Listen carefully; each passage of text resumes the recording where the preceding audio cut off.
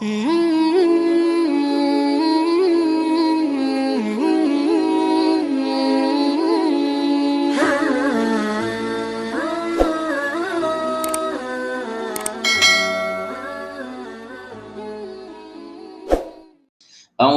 minasyaitonirrajim. Bismillahirrahmanirrahim.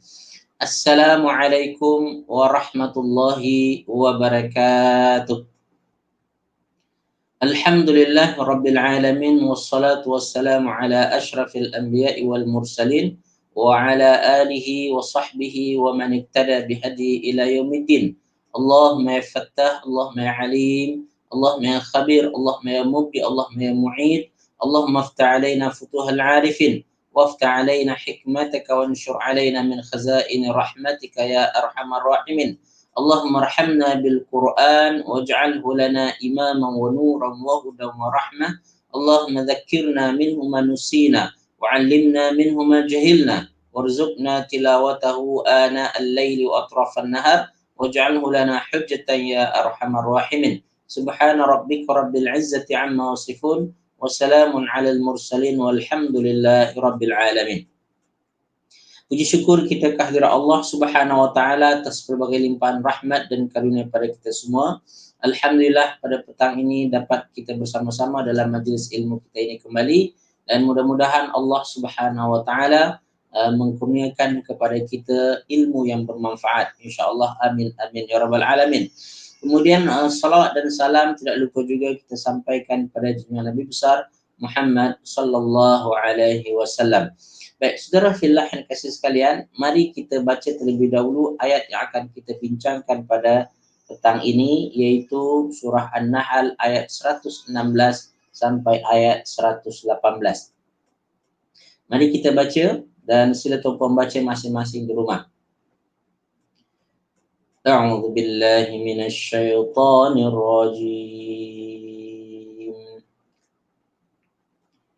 بسم الله الرحمن الرحيم. ولا تقولوا لما تصف ألسنتكم الكذب هذا حلال وهذا حرام لتفتروا على الله الكذب إن الذين يفترون على الله الكذب لا يفلحون متاع قليل ولهم عذاب أليم. وعلى الذين هادوا حرمنا ما قصصنا عليك من قبل وما ظلمناهم ولكن كانوا أنفسهم يظلمون.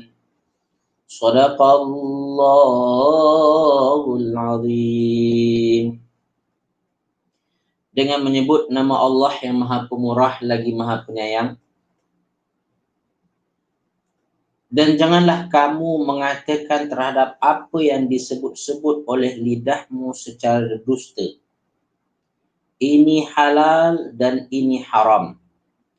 Untuk mengada-ngadakan kebohongan terhadap Allah. Sesungguhnya orang yang mengada-adakan kebohongan terhadap Allah tidak akan beruntung.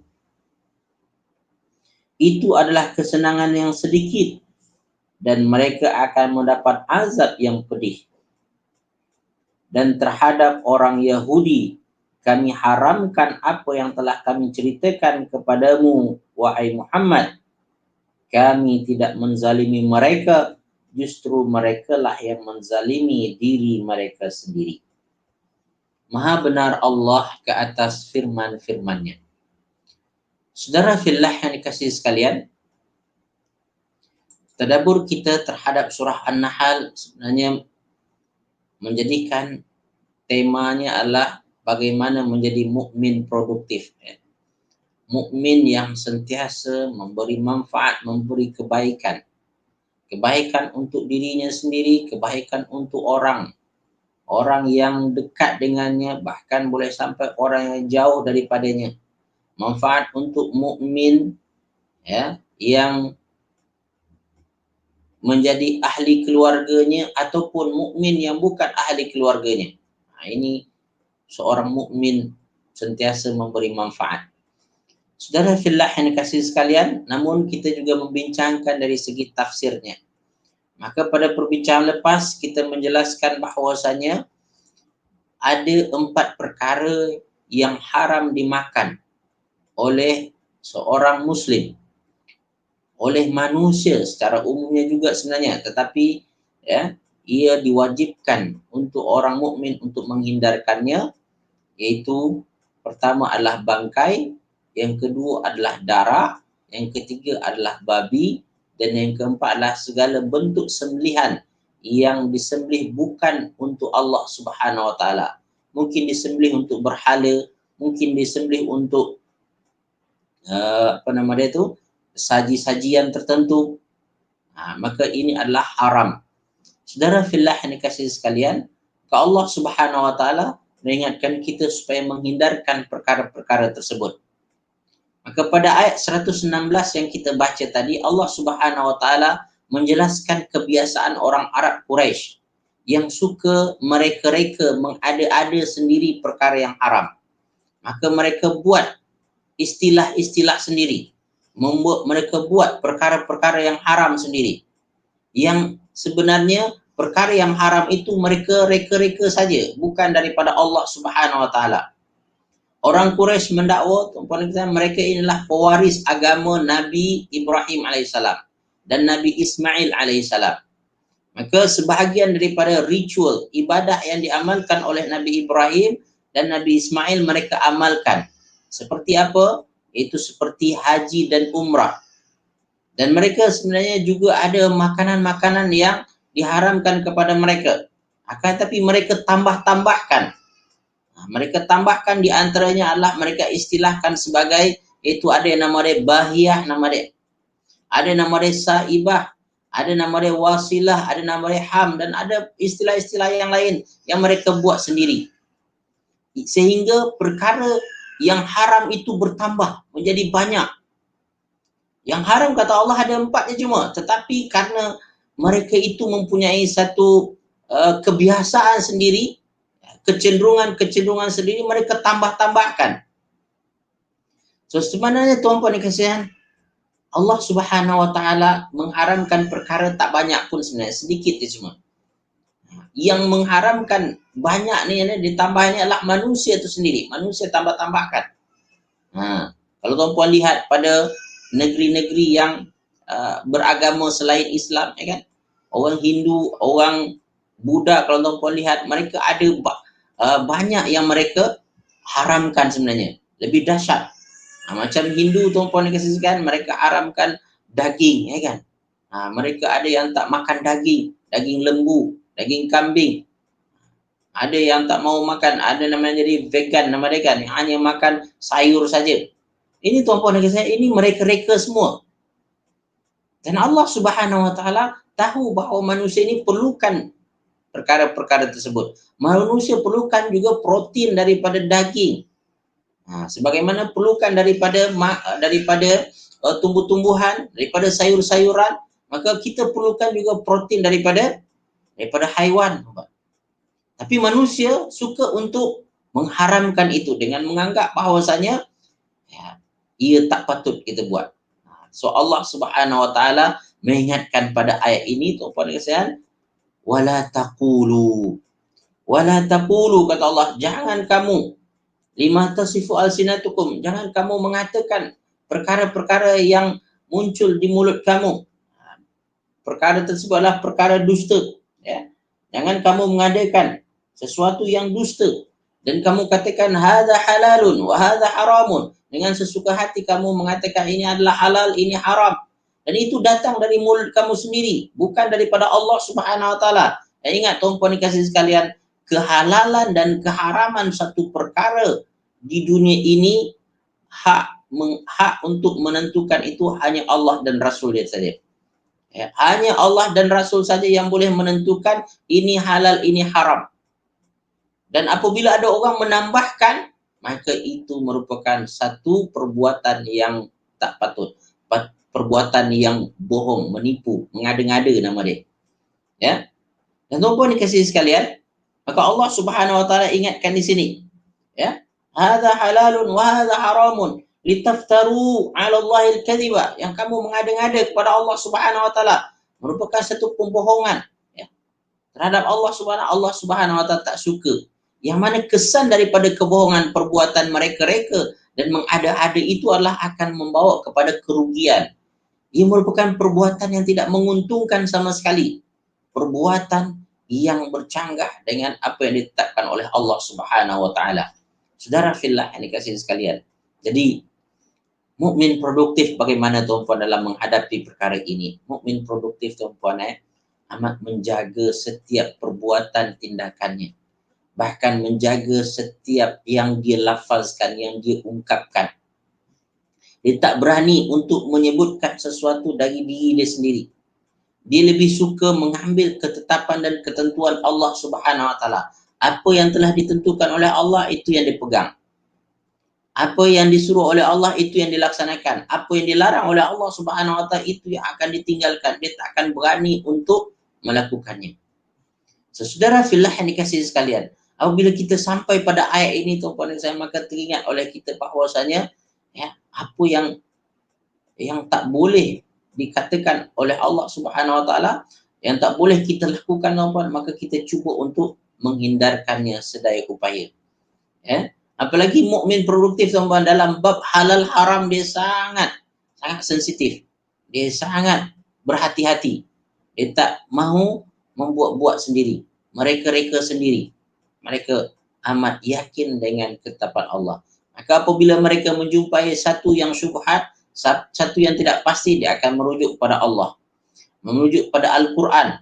Merujuk pada Rasulullah, itu dengan merujuk pada sunnah Rasulullah SAW. Benarkah ini halal? Benarkah ini haram? Ya. So, Allah dan Rasul, ya, dan Rasulullah SAW dalam hadis mengatakan al-halalu bayyinun wal haramu bayyinun. Pada asasnya tuan-tuan dikasihi sekalian, yang halal itu jelas, yang haram itu pun jelas. Wa bainahuma umurun mustabahat. Dan di antara kedua itu ada perkara yang syubhat. Yang syubhat ini tahu yang tak jelas. Dan orang mukmin ketika menghadapi perkara yang syubhat, apa yang dia lakukan tuan-tuan? Dia akan menghindar. Famanittaka syubhat. Siapa yang menjaga dirinya daripada syubhat, seolah-olah dia menghindarkan dirinya daripada terjerumus dalam dosa. Jangan. Kalau kita tahu bahawa itu dikeragui tuan-tuan, kita tak jelas. Ini ada unsur babi ke tidak, atau unsur khinzir atau tidak. Ya. Maka kalau kita dah tahu ragu tuan-tuan, tinggalkan dia. Biasanya hati kita ini tuan-tuan, dia akan cenderung kepada yang baik itu. Kalau sekiranya dia nampak baik, dia akan jadi ragu. Tinggalkan. Menghindarkan syubhat akan menyelamatkan diri kita. So tuan-tuan, mukmin produktif, dia tahu betul yang halal dan yang haram, dan yang syubhat ini pun dia tak akan sentuh. Dia akan tinggalkan. Dia akan jauhkan. Ya. So, saudara fillah yang dikasihi sekalian, Allah mengingatkan pada ayat ini supaya kita menjaga tindakan, perbuatan kita dan lisan kita yang mengada-ada dalam bab kehalalan dan keharaman. Baik, sebelum kita lanjutkan, selamat bergabung pada semua, ahlan wa sahlan. Kepada yang baru bergabung, ini ada Muhammad Aiman. Selamat bergabung pada Muhammad Aiman. Dan Kak Rahima, ya, ayat 116 sampai 118 ya, insyaAllah. Dan kita ada Waalaikumsalam bagi yang baru bergabung. Dan ada soalan di sini, bagaimana dengan binatang seperti ular, singa, elang, Ustaz? Okey, tuan-tuan perempuan dikasihi sekalian, okey,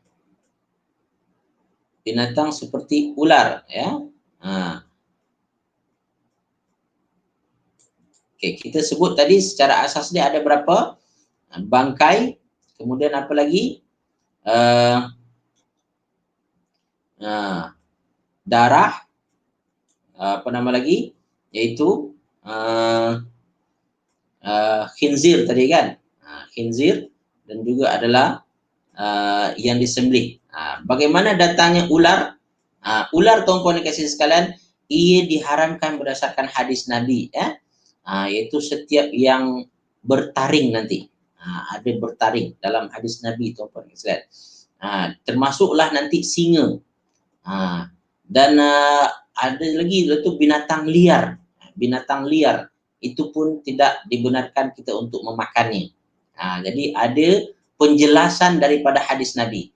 So, tuan-puan dikasih sekalian, ada penjelasan daripada Quran dan ada penjelasan daripada Nabi. Dan nanti tuan-puan dikasih dalam menentukan halal haram ini juga ada berdasarkan kepada kebiasaan orang Arab. Ya, ada kebiasaan orang Arab yang tak bertentangan dengan Islam. Ya, di antaranya adalah perkara yang jijik dimakan oleh orang Arab, maka demikian juga kita cuba untuk menghindarkannya. Ya, jadi ada semua tadi itu boleh kita masukkan pada haiwan liar, ya, haiwan liar. Jadi dia ada sebab yang lain dan itu disebutkan oleh hadis Nabi. Dan tuan-puan dikasih sekalian, nanti kita akan bincang tentang yang diharamkan kepada orang-orang Yahudi. Maka perbincangan ahli ulama fiqh, tuan-puan, ada membincangkan tentang nama dia usul dalam usul fiqh, tuan-puan. Adakah yang diharamkan kepada umat sebelum Nabi Muhammad SAW juga diharamkan kepada umat Nabi Muhammad? Ini ada nama dia tu syar'u man qablana. Syariat orang yang sebelum kita, adakah ia juga syariat untuk kita? Ini menyebabkan berlaku khilaf di kalangan ulama, tuan-puan sekalian.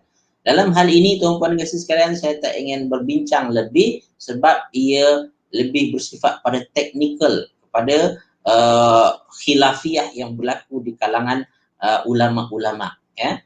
Dan secara asasnya dalam mazhab Syafi'i kita ada tambahan selain daripada yang umum, daripada yang 4 tadi itu ada pendetailannya, penambahannya itu, dan penambahan itu disebabkan oleh apa? Ada hadis-hadis Nabi SAW, ya. Baik, terima kasih kepada yang menyoal. Saya tak pasti sebenarnya itu Kak Kalsum, ya. Okay, terima kasih Kak Kalsum soalannya. Jadi itu penjelasannya berdasarkan hadis Nabi, ya. Dan selamat bergabung juga kepada Mak Tam, Kawan Mak Tam, ya. Selamat petang Mak Tam, ya. Ahlan wa sahlan wa marhaban bikum, dan juga kepada Kak Nabila yang baru bergabung. Baik, tuan-puan kasih sekalian, itu dia tafsir dan tadabbur daripada ayat yang ke-116, Mari kita sambung pada ayat yang ke-117. Maka Allah Subhanahu wa taala mengingatkan kita pada ujung ayat, ya.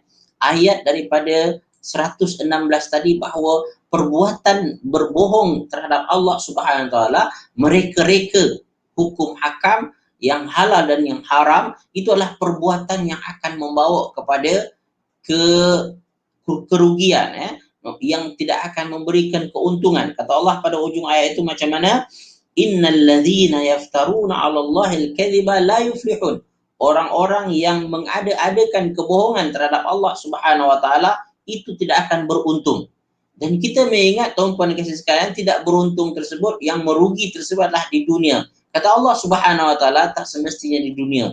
Di dunia mungkin mereka itu masih kaya raya, masih hidup senang, tetapi tuan-puan kasih sekalian, Allah sambung pada ayat tersebut, mata'un qalil. Hidup senang mereka itu hanya sebagai istidraj, ya. Kesenangan yang sementara, yang satu hari nanti Allah Subhanahu wa taala boleh tarik balik. Tarik serta-merta yang menyebabkan mereka terkejut, tuan-tuan. Mata'un qalil. Kesenangan yang mereka dapat itu adalah kesenangan sementara, ya. Mungkin mereka tak mempedulikan halal haram, ya kan? Dan tidak mempedulikan halal haram itu menyebabkan mereka justru mudah senang hidup mereka.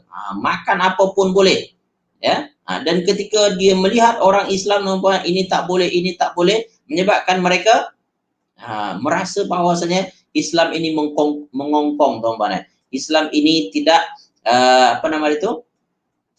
terlalu berat, ya. Maka Allah kata Kalau kamu memakan apa yang kamu nakkan dengan sesuka hati kamu, itu adalah mata'un qalil. Mata'un qalil, kesenangan yang sementara. Walahum azabun alim. Di akhirat nanti kena azab yang pedih, kena azab yang dahsyat.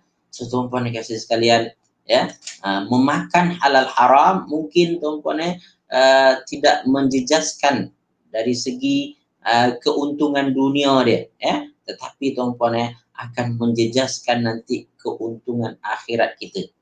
Maka tuan-puan kasih sekalian, dari segi tadabbur tuan-puan kasih sekalian, ya, Allah, ayat ini mengingatkan kita sebagai mukmin produktif, mukmin yang mencari kebahagiaan dunia dan akhirat tuan-puan, kita tak tergoda dengan kesenangan dunia, ya, yang sementara, sehingga mengorbankan akhirat kita yang kekal abadi. Kita tak ingin memakan makanan yang haram, walaupun secara asasnya mungkin makanan yang haram itu menyebabkan senang kita bergerak, senang kita buat apa kita nak, kan? Mudah, sebab semua boleh dapat makan, ya. Tapi tuan-puan dan sekalian, perkara itu akan merosak kehidupan akhirat kita, maka kita tidak akan menyentuh perkara tersebut. Kita akan menjaga diri kita, kita akan berusaha untuk hanya memakan yang halal saja dan menghindarkan yang haram sesuai dengan apa yang diminta oleh Allah Subhanahu wa taala pada ayat 114 yang kita dah bincangkan sebelum ini. Fakulu mimma razaqakumullahu halalan thayyiba. Makanlah dari apa yang telah direzekikan oleh Allah yang halal lagi baik. Mukmin dia memang pilih-pilih. Seperti mana lebah, kita cerita dah sebelum ni kan. Lebah di antara sifat dia, memang dia pilih, dia tak semua dia makan. Lebah hanya akan memakan saripati bunga, yang berkhasiat, yang bagus, tuan-tuan. Dia tak akan makan semua. Maka kita jelaskan bahawasanya surah An-Nahl ini mensifatkan mukmin sama dengan lebah, seperti lebah, tuan-tuan. Jadi kita menjaga diri kita daripada yang haram. Hanya kita akan pilih yang halal saja, yang jelas saja, yang syubhat kita tinggalkan. Seperti mana lebah, tuan-puan, dia hanya akan ambil yang halal, yang baik-baik saja, yang berkhasiat saja. Sehingga apa? Akan membantunya untuk produktif nanti. Akan membantunya untuk menghasilkan perkara-perkara yang baik saja. Maka lebah menghasilkan madu, menghasilkan propolis yang sangat bernilai, tuan-puan kasih sekalian, dan berharga, berkhasiat untuk manusia. Ya, inilah sifat mukmin produktif, tuan-puan. Dia pastikan dia makan yang baik agar dia menghasilkan hasil yang baik, sehingga membantu dia untuk hidup di dunia lebih mulia dan akhirat lagilah lebih mulia lagi. So, saudara fillah yang dikasihi sekalian, jadi ini yang Allah Subhanahu wa taala ingatkan supaya kita jangan tergoda dengan kesenangan dunia. Maka Allah dalam ayat lain menyebutkan, tuan-puan, wala tawrannaka, jangan kamu terpedaya dengan kebebasan orang-orang kafir di dunia ini, yang mereka boleh buat apa yang mereka nak, mereka makan apa yang mereka nak, mereka minum apa yang mereka nak, tak ada yang halal dan haram menurut mereka. Itu kesenangan dunia mereka. Jangan kamu terpedaya, sebab kesenangan itu sementara. Di akhirat nanti Allah Subhanahu wa taala akan hisab mereka, akan hukum mereka, akan jadikan semua yang mereka lakukan itu penyebab kepada kesengsaraan mereka di akhirat nanti. Wa'iyadzubillah min zalik. Jadi oleh itu, fokus, tuan-puan dan kasih sekalian, untuk akhirat kita, supaya akhirat kita selamat dan akhirat kita jauh lebih baik daripada dunia kita ini. Saudara fillah yang kasih sekalian, ayat yang ke-118, Allah Subhanahu wa taala menjelaskan tentang perkara yang diharamkan kepada orang-orang Yahudi. Kata Allah Subhanahu wa taala, wa 'alal ladzina hadu, dan ke atas orang-orang Yahudi. Hadu di sini bermakna adalah orang-orang Yahudi. Haramna ma qasasna 'alaika min qab. Kami haramkan kepada mereka apa yang telah kami kisahkan kepada kamu sebelum ini. Ya, apa yang sudah kami ceritakan kepada kamu sebelum ini. Maknanya tuan-puan, sebelum ayat ini sudah ada perbincangan tentang perkara yang diharamkan Allah kepada orang Yahudi. Pada ayat berapa tuan-puan? Pada surah apa tuan-puan? Tuan-puan tengok, iaitu surah Al-An'am ayat 146. Allah menceritakan tentang pengharaman makanan kepada orang-orang Yahudi. Ayat berapa dia? Ayat 146. Tuan-puan boleh tengok ayat 146. Maka tuan-puan akan jumpa iaitu perkara yang diharamkan Allah kepada orang-orang Yahudi. Apa kata Allah Subhanahu wa taala? Wa 'alal ladzina hadu harramna kulli dzi dhufrin.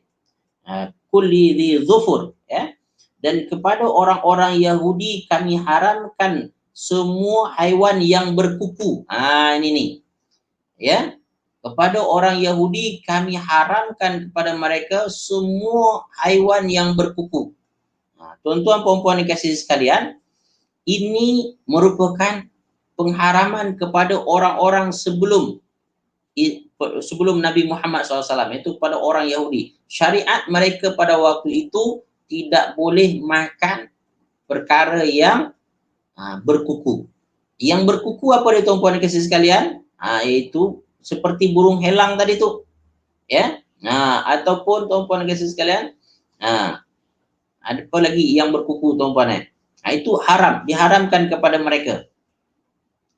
So, juga adalah iaitu harimau, kan, dia kuku dia.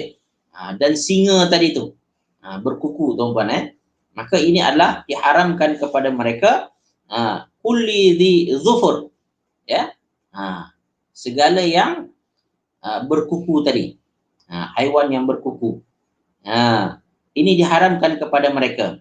Dan tuan-puan dikasihi sekalian, maka ulama berbeza pendapat di sini tuan-puan. Adakah apa yang diharamkan kepada orang Yahudi diharamkan juga pada kita? Maka sebagian ulama kata ya. Sehingga itulah tuan-puan dikasihi sekalian, haramlah apa yang dinamakan sebagai singa tadi tu, harimau yang bertanya tadi kan, dan juga burung elang. Dan tuan-puan dikasihi sekalian, ditambahkan oleh Allah mengenai perkara yang diharamkan kepada orang Yahudi adalah wa minal baqari wal ghanami haramna alaihim syuhumahuma.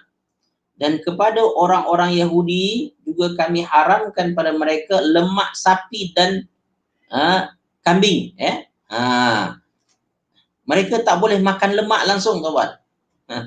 Mereka hanya boleh makan daging dia, betul, pure daging. Tak boleh bercampur dengan lemak. Itu mereka tak boleh. Jadi, kalau kita namakan apa itu, daging batang pinang kah? Daging batang pinang, kan? Itu je. Kalau bercampur dengan lemak, lemak memang langsung tak boleh. Mungkin kita akan berkata, baguslah tu, kan? Sebab lemak ni punca kepada kolesterol, punca pada darah tinggi, kan? So tuan-puan, kepada mereka diharamkan oleh Allah Subhanahu wa taala perkara tersebut, ya. Kecuali yang melekat pada belakangnya, kecuali yang melekat kepada belakangnya, ya. Yang melekat atau yang ada dalam isi perutnya, dah bercampur, kan? Itu dibolehkan. Atau yang bercampur dengan tulang, dah bercampur dengan tulang, susah nak ini, kan? Itu boleh mereka makan. Tetapi secara asasnya mereka perlulah menghindarkan lemak. Mereka tak boleh makan lemak. Ya. Ini yang disebutkan oleh Allah Subhanahu wa taala kepada pengharaman makanan kepada orang-orang Yahudi. Puan-puan dikasihi sekalian, apalagi kata Allah, awil hawaya aw makhtalata bi'azmin dzalika jazainahum bibaqihim. Kami hukum mereka, ya, hukum mereka dengan pengharaman segala haiwan yang berkuku tadi itu dan juga makan lemak tadi itu disebabkan oleh apa? Disebabkan oleh kederhakaan mereka, disebabkan oleh mereka melampau, dan sungguh Allah itu maha, wa inna la sadiqun, dan sesungguhnya kami maha benar, kata Allah. Kami melakukan tindakan itu adalah tindakan yang benar.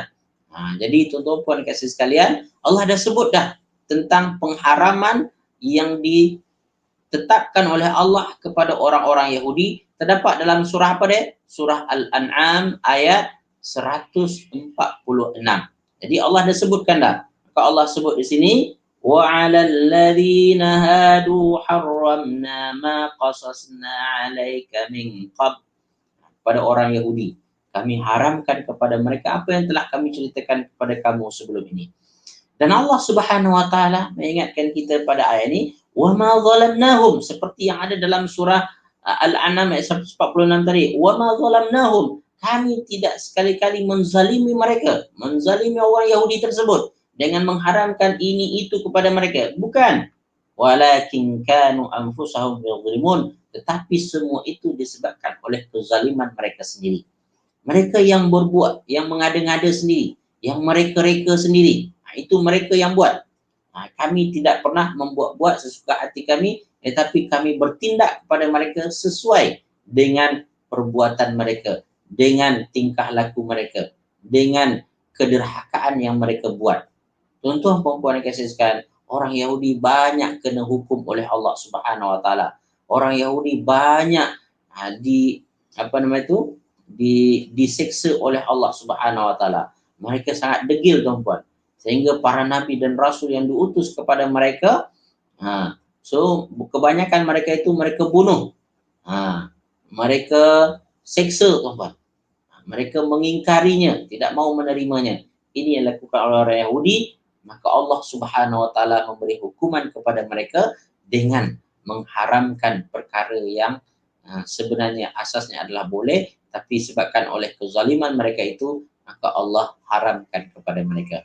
Baik, tuan-tuan puan-puan yang kasih sekalian, sebelum kita lanjutkan, tengok. Terima kasih kepada Kak Rahimah yang sentiasa proaktif untuk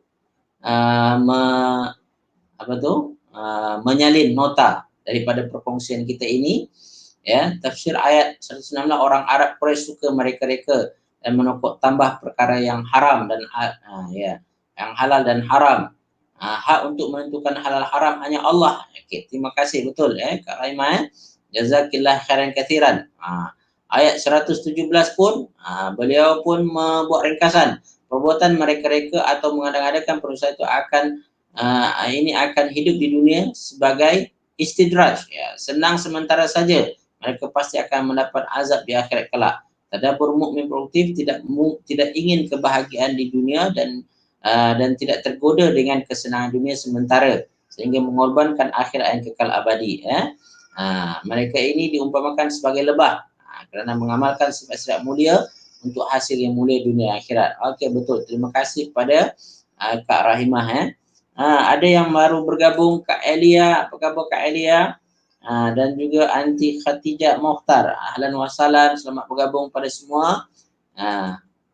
Dan juga pada Kak Zawiyah. Apa khabar Kak Zawiyah? Sihat ke? Alhamdulillah. So, tuan-puan kasih sekalian, perkongsian kita ini untuk sementara saya tetapkan tuan-puan, hari Isnin dan Rabu kita akan buat pada pukul 5.30 sampai 6.30. Dan tuan-puan kasih, pada perkongsian kita hari Jumaat kita akan buat pada pukul 3.30. Itu sementara sampai kita habiskan surah An-Nahl ini tuan-puan. Kita lihat nanti apabila dah habis surah An-Nahl, adakah kita akan buat 3 kali seminggu lagi ataupun akan kita kurangkan atau bagaimana, kita tengok nanti. Baik, kita ada juga alhamdulillah Kak Zawiyah sihat syukur pada Allah Subhanahu wa taala. Baik, saudara fillah yang dikasihi sekalian. Kita kembali kepada perbincangan kita. Sudah sampai pada penghujung daripada perbincangan kita ini, yang mana jadi perkara yang diharamkan kepada mereka itu disebabkan oleh kezaliman mereka sendiri, oleh perbuatan mereka yang tidak mengindahkan apa yang Allah Subhanahu wa taala tetapkan untuk mereka. Baik, tuan-tuan puan-puan dikasihi sekalian. Dari segi tadabbur kita terhadap ayat ini, tuan-puan dikasihi sekalian, Allah Subhanahu wa taala mengingatkan mukmin produktif supaya berhati-hati dengan perbuatan, dengan tindakannya. Sebab setiap perbuatan dan tindakannya itu akan menentukan apa yang akan Allah bagi pada dia. apa yang Allah akan beri kepada dia. Ya. Maka apabila tindakan tersebut penuh dengan perkara-perkara yang disukai oleh Allah Subhanahu Wa Taala, maka insya-Allah Allah Subhanahu Wa Taala akan menambahkan dan memperbaiki, ya, anugerah itu kepadanya. Saya teringat pada satu kisah yang dikongsikan oleh kawan saya dalam grup grup WhatsApp tuan-puan dan sekalian, tentang sebuah riwayat, dan riwayat ini tuan-puan riwayat Israiliyat, yang mana berkaitan Israiliyat ni apa tuan-puan, riwayat yang ada pada zaman nabi-nabi sebelum Nabi Muhammad SAW, terutama daripada Bani Israel, ya. Yang mana riwayat ini tuan-puan berlaku pada zaman Nabi Musa alaihissalam.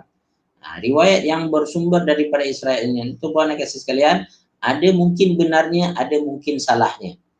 Maka Rasulullah ingatkan, fala tusaddiqu wala tukadzibu. Jangan kamu terlalu percaya sangat, dan jangan juga kamu terlalu terlalu mendustakannya. Kita kena cuba untuk mengambil iktibar dia saja. Apa yang baik kita ambil, apa yang tak baik kita tinggalkan. Ya. So tuan-puan kasih dalam riwayat ini dikatakan tuan-puan ada dua pasangan, itu satu pasangan suami isteri yang hidup susah tuan-puan, yang hidup miskin, tuan-puan, yang hidup miskin, menderita, ya. Maka pada satu hari dia berkata, bermusyawarah dengan suami isteri tersebut, ya, apa kata kita pergi jumpa Nabi Musa alaihissalam, lalu kita minta kepadanya supaya doakan kita supaya kaya, supaya kita senang, gitu. Ya. Maka si isteri dan si suami kata, okey, baik, kita cubalah, mana tahu ada rezeki kita, memang kita ini boleh jadi kaya, ya, boleh hidup senang. So tuan-puan dan kasih sekalian, mereka pergilah jumpa Nabi Musa alaihissalam.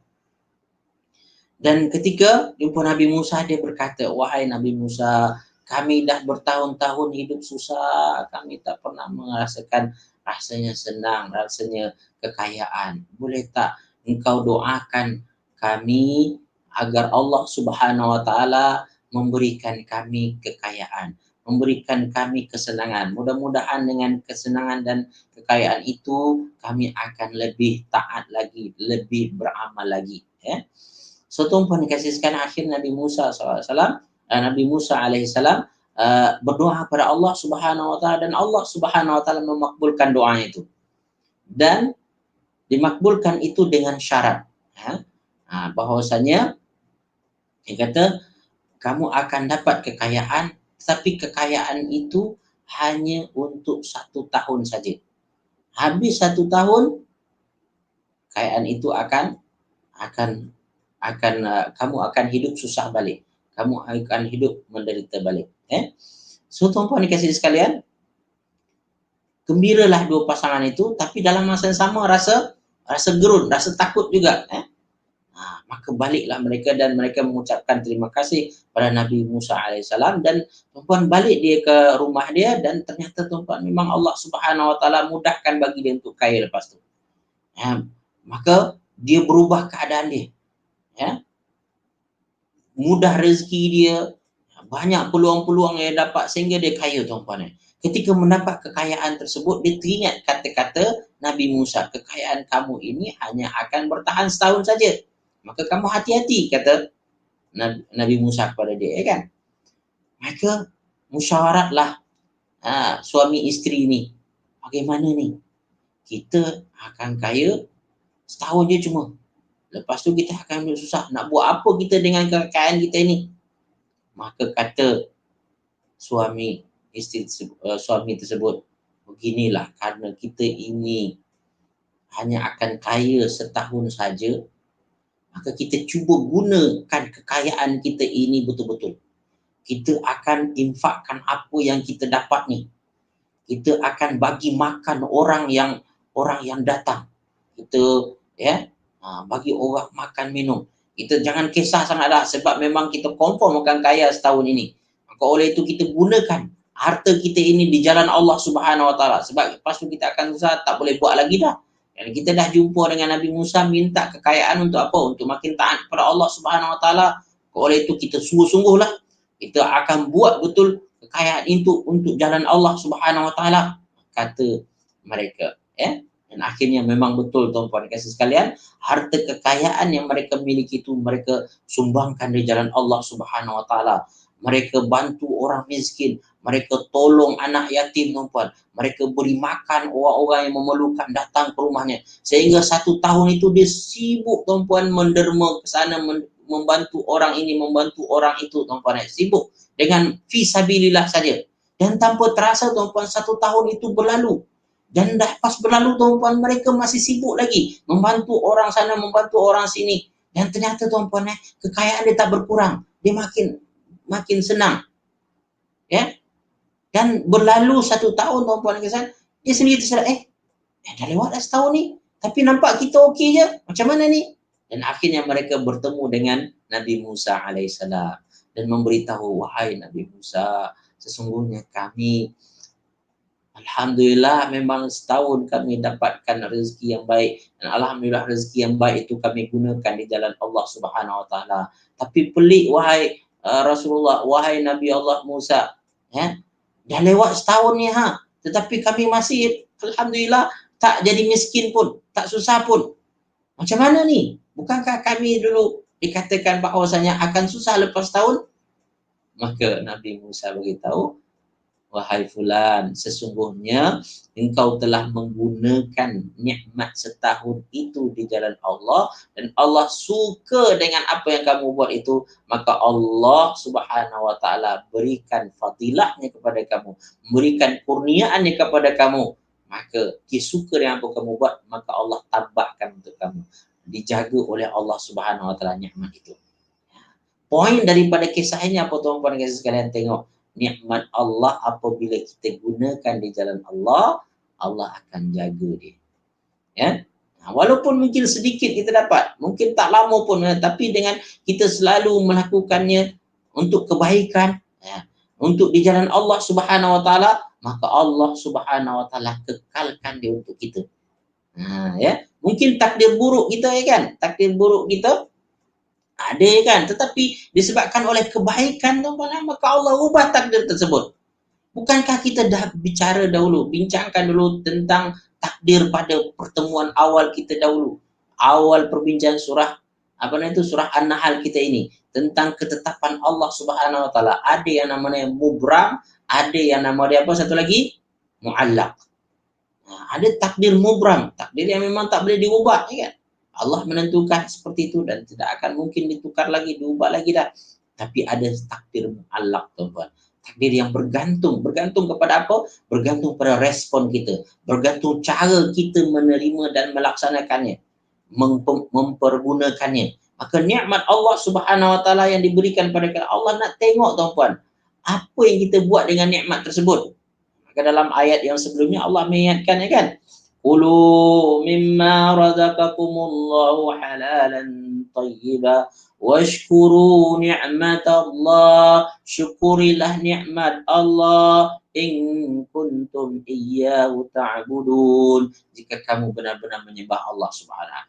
Gunakan nikmat tersebut dengan baik sebagai tanda syukur kita. Dan Allah berjanji dalam surah Ibrahim, wa iz ta'adzana rabbukum la in syakartum, dan ketika Tuhan kamu menghebahkan, memberitahu bahwasanya la in syakartum, jika kamu bersyukur, la azidannakum, aku pasti akan menambahkan kepada kamu.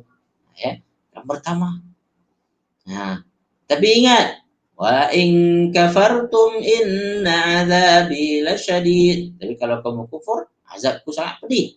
So, tuan-tuan dikasih sekalian, tak kisahlah berapa yang Allah dah bagi kepada kita, tapi kalau kita sentiasa syukur tuan-tuan, Allah akan tambahkan lagi. Mungkin kita tak tahu tuan-tuan sampai bila kita akan senang kan. Mungkin Allah takdirkan, saya rasa mungkin senang sekejap je. Tapi dengan kita menggunakan nikmat itu sebaik-baiknya dari Allah, maka Allah kekalkan dia, Allah tambahkan dia. Jadi oleh itu tuan-tuan dikasih sekalian, ayat ini mengingatkan kita supaya menjaga tindakan perbuatan kita. Jangan kita berperilaku seperti perilaku orang Yahudi. Orang Yahudi tuan-tuan dan orang yang mengingkari nikmat Allah sebenarnya. kufur dengan nikmat Allah Subhanahu Wa Taala. Allah dah bagi kepada mereka Nabi Musa, Nabi Harun, kan? Allah dah selamatkan mereka daripada kekejaman dan kezaliman Firaun, ya. Tapi tuan-tuan dan sekalian, mereka tak menyadari nikmat tersebut sehingga mereka meminta macam-macam. Apa mereka minta, tuan-tuan? Qalu lan nasbira ala ta'amin wahid. Kami tak boleh sabar, kalau tak boleh tahan dengan satu makanan saja. Qalu du'u lana rabbaka yukhrij lana. Minta pada Tuhan, wahai Musa, supaya keluarkan daripada kami apa yang ada dalam perut bumi ini. Kami tak boleh tahan dengan satu jenis makanannya. Maka mereka mintalah bawang putih, bawang merah, kan. Mereka minta tuan-tuan kacang, kacang full, adas. Mereka minta. Mereka tak boleh sabar dengan makanan yang ada pada tersebut. Pada sebenarnya makanan itu makan terbaik. Wa dhallalna 'alaikumul ghamama wa anzalna 'alaikumul manna wassalwa. Allah turunkan kepada mereka makanan khusus, namanya manna dan salwa, kepada orang Yahudi itu. Tapi apa? Semua itu mereka tak nampak dia sebagai nikmat, tidak menghargai sebagai kurniaan Allah Subhanahu Wa Taala. Maka Allah Subhanahu Wa Taala menjadikan mereka itu bertambah menderita. Semestinya ketika mereka keluar daripada Mesir, mereka boleh menjadi manusia yang hebat, kaum yang boleh menguasai dunia. Tetapi karena mereka kufur, tuan-tuan dan sekalian, maka Allah Subhanahu Wa Taala cabut daripada mereka peluang tersebut. So hati-hati tuan-tuan dan sekalian. Jangan tengok tuan-tuan dan sekalian berapa yang kita dapat, tapi tengoklah bagaimana kita menggunakan apa yang kita dapat tu. Pastikan apa yang kita dapat itu di jalan Allah Subhanahu Wa Taala untuk menegakkan kalimah la ilaha illallah, memperjuangkan kebaikan, ya. Ini saudara fillah kasih sekalian. Jangan sampai nikmat yang Allah bagi pada kita itu menyebabkan kemurkaan Allah Subhanahu Wa Taala, menyebabkan kemarahan Allah Subhanahu. Jadi mukmin produktif, tuan-tuan, sangat berhati-hati dengan responnya terhadap nikmat Allah Subhanahu Wa Taala. Dicuba untuk menjaga, ya. Baik, tuan-tuan puan-puan kasih sekalian, maka kita dah sampai pada penghujung ayat kita. Kita hanya bincang yang sampai iaitu ayat 118 saja, ya. InsyaAllah sambungannya kita akan bincangkan pada pertemuan akan datang, ya. Selamat bergabung, ya. Terima kasih Kak Chun, Kak Harisun, ya, dapat bersama dengan kita petang ini. Tuan-tuan puan-puan kasih sekalian, tuan-puan ada persoalan ataupun ada apa yang nak ditanyakan, sedangkan kita ada masa beberapa minit lagi, ya. Baik, tuan-puan kasih sekalian, kalau tuan-puan tak ada pertanyaan, ya. Jadi kita insya-Allah akan live sekali lagi adalah pada hari Jumaat nanti pada pukul 3.30, tuan-puan.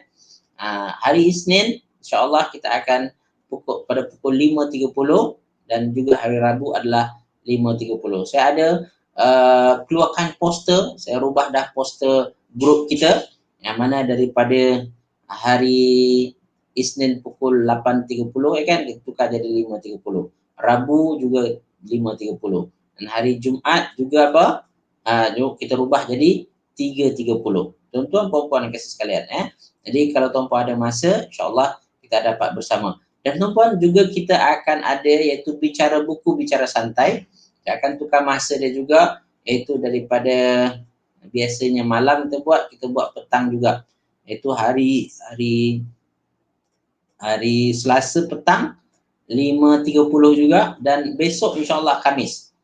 Besok Khamis kita akan membincangkan bicara buku, bicara santai. Kita akan sambung perbincangan kita tentang iaitu kuliah kefahaman Al-Quran, yang mana kita membincangkan 4 surah, ya, iaitu surah Al-Insan, surah Al-Mulk, dan juga surah satu lagi surah Al-Qalam. Kita dah bincang dah surah Al-Insan, surah Al-Mulk, surah Al-Munafiqun, tinggal lagi adalah surah Al-Qalam insya-Allah, Baik, tuan-tuan puan-puan yang kasih sekalian, jadi oleh itu siapa yang berminat bergabung, tuan-puan boleh join nanti, dan kalau boleh tuan-puan jemputlah kawan-kawan untuk bersama dengan kita. Okay, terima kasih juga kepada Kak Emilia, Alhamdulillah dapat bersama dengan kita pada petang ini. Dan tuan-puan dan sekalian, juga jangan lupa insya-Allah malam nanti akan ada kuliah Zoom Balaghah Al-Quran. Ya, kalau tuan-puan berminat, tuan-puan boleh minta kepada admin untuk masukkan, dapat link ya. Sebab ini kelas khusus. Ya.